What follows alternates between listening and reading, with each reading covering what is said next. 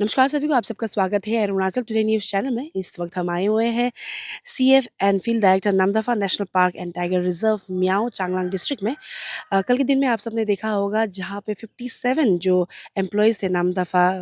National park and tiger reserve, उनके तरफ से उन्होंने अपना ग्रेटिट्यूड शो किया कंसर्न डिपार्टमेंट को, उन्हें रीस्टेंड करने के लिए, री एंगेज करने के लिए। लेकिन उनकी तरफ से 2 पॉइंट को लेकर उन्होंने मेमोरेंडम सबमिट किया था कंसर्न अथॉरिटी को, जहाँ पे उनका फर्स्ट पॉइंट था कि जो एंगेज वर्ड है उसे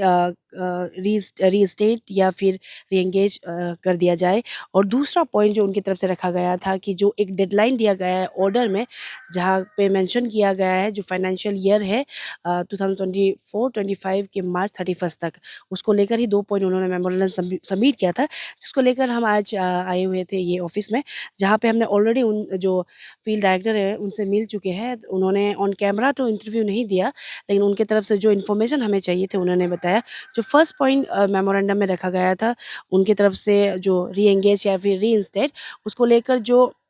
फील्ड डायरेक्टर की तरफ से एश्योरेंस दिया गया है जितने भी 57 एम्प्लॉयज़ हैं कि वो उसे ख़याल रखेंगे और उनके तरफ से बेस्ट वो देखेंगे कि क्या कर सकता है रीइंस्टेट या फिर री एंगेजमेंट को लेकर। और दूसरा पॉइंट जो रखा गया था कि जो डेडलाइन दिया गया था उसको लेकर उनकी तरफ से कहा गया है कि ये जो प्रोजेक्ट बेस्ड स्कीम है, जो हर एक अप्रूव्ड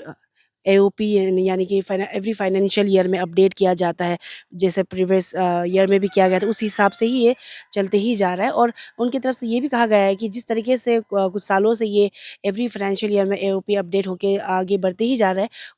उसी तरीके से आने वाले साल में भी अपडेट होगा। वेयरएज़ उनके तरफ से एक्सपेक्टेशन उन्होंने जताया है कि ऐसा कुछ डिसकंटिन्यूएशन या फिर ऐसा कुछ नहीं भी हो सकता या फिर हो भी सकता है, अगर